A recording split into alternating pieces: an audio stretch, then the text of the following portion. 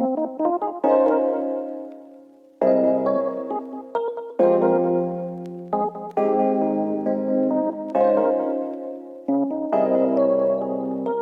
everyone, welcome to my new channel To Tell It Like It Is, where I talk about book and movie reviews that I've written on my blog, as well as topics like relationships and just real life situations that can affect your mental health and your everyday life. As you all have seen, I have been talking about relationships for a few weeks now. If you haven't already seen those videos, make sure that you go back and watch those videos after you watch this one. Today, I want to switch it up a little and talk about one of my new blog posts that I did on the movie The Kissing Booth 2. Now, before you even try to tackle this movie, make sure that you go back and watch the original movie, The Kissing Booth, so that you're all set and you're not, all over the place and not really understanding what's going on, because trust me, you will be lost. In my blog, I talked a little bit about the twists and turns of Elle and Noah's relationship as it relates to him going to college at Harvard and her having to finish her senior year off in high school. Now, of course, there is so much more to talk about, but today I'm just going to be talking about the friendship that occurred between Elle and Lee. So if you want to know more about my thoughts on Noah and Elle's relationship, make sure that you check out my blog. The link will be down below. If you don't know who Lee is Noah's little brother. Of course, Lee and Elle have known each other all their life, as well as Noah. But they were born on the same day, their mothers were best friends, and why would they not be best friends? I mean, hello. Elle and Lee did everything together, to the point where nobody could get in between the close bond that they created together as friends. They even played Dance Dance Mania together and won first place for years, until this one guy decided that he was going to go and ruin their championship for them. But that's another story. Aside from the fun times that they had together as friends, Lee and Elle created a list of rules that they had to live by as friends. We didn't get to know every single rule within the list, which we'll probably learn from the next movie because of how it ended. But there's only a few that we were able to really be given an understanding of what they are, and some of them are kind of out of this world, but some are actually make sense and go with how we should be living as people. So I mean, take your pick. Rule number 1: only your best friend gets to know your birthday wish. I mean, this one I think makes total sense, as they share the same birthday. So, I mean, it's only fair that they have to share each other's wishes with each other. I mean, that one I agree with. Rule number 2: never share your secrets with anyone else. I mean, that one is also fair as well. I mean, because no one needs to know the information that they tell each other. Point blank period.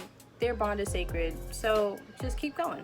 Rule number 5: always do the Thanksgiving wishbone with your bestie. This one I have a little bit of a problem with, only because, what if they don't spend Thanksgiving together each year? What if Noah and Elle don't stay together? What if Lee and Elle don't remain best friends? I mean, these are the questions you ask. They won't happen, or maybe, but you gotta ask these questions. You never know what's gonna happen. Then, are they allowed to surpass the rule and share the wishbone with someone else? Or then are they supposed to hold on to the wishbone, put it in the freezer, and then wait till they see each other again? Maybe they don't see each other again for a year. You never know what's gonna happen in their lives. Maybe they have kids, just everything can happen. Rule number 6: if you can't tell your best friend what you're doing, then you probably shouldn't be doing it. Well, I sort of agree, sort of disagree. There are always some things that you can't really tell everyone, as it could be private information between a couple or a surprise or stuff like that. But it probably just means that they don't want to tell you now. Maybe they want to tell you later. I mean, honestly, either way is okay, because some things you just can't tell everybody. Rule number 7: no matter how mad you are at your best friend, you have to forgive them if they give you ice cream. Now, if it's me, I'm gonna be like, okay, it's cool, food, free. But we can't always fix the problems with ice cream. Taking the time to talk it out or even giving someone a few days to relax is okay as well. Rule number 8. Best friends must tell the other best friend if they have something stuck in their teeth or something is on their face.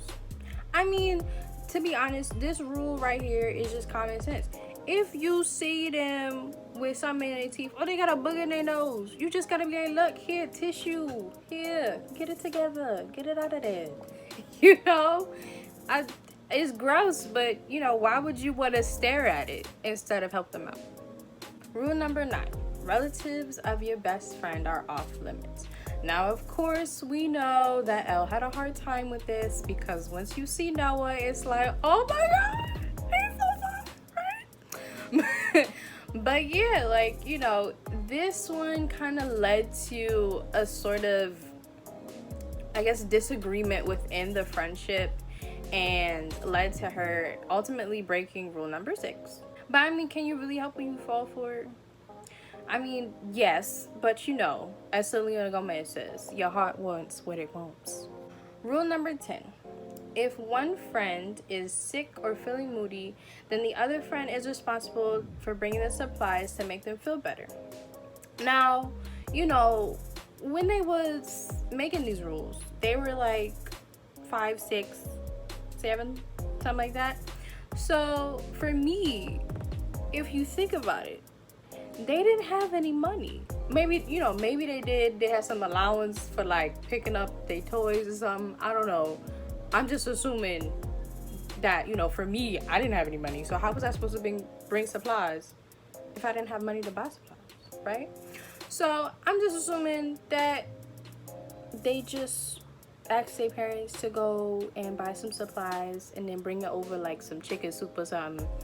But I guess it sort of still counts. I don't know. But it's true friendship if your friend is willing to risk their health to make sure that you feel better at all costs. Rule number 16.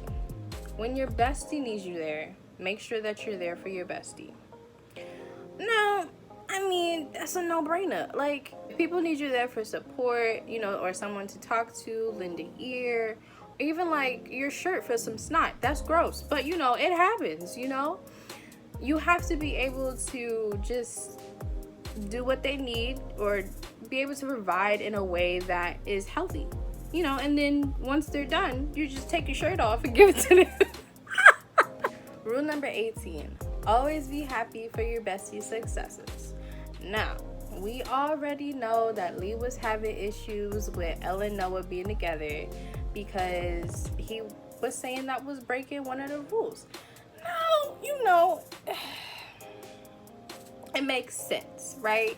But it's something that is making her happy, and he just had no choice but to make sure that she was happy at the end of the day, because if he wasn't okay with the relationship, then he would be risking the friendship that he had with Elle. So I mean, you either want to win or you want to lose. Rule number 19. Always go to the same school as your bestie. Now, I have something to say about that. So, I feel like you don't have to go to the same school and do all that. Like, y'all could spend time together on your own time, but you gotta be focused in school. College is hard, guys. You gotta be paying attention. So, what if you and your bestie are into 2 separate things, right? And y'all would do better at 2 different schools. I mean, that's a no-brainer for me. Like, just go to a different school. Like, y'all be all right. Y'all see each other later. Y'all live in the same state. What's happening? But, like, I mean, I would have just gone to a different school and just be like, I'll see you later. That ain't my friendship. These list of rules not only affect Elle and Noah's relationship, but they also affect Lee and Rachel's relationship as well, leaving them all confused on what the future looks like for them going forward. I would just, personally get rid of the list and just start over. But then again, This is not me. Well, that is all that I have for you today. Make sure that you look out for my new video on communication in relationships. Feel free to comment below on what you thought about the movie, or like any thoughts that you have on what I said today in this video. Don't forget to like, comment, and subscribe to this channel so that you can get alerts for my new videos. See you next time. Love you guys. Bye.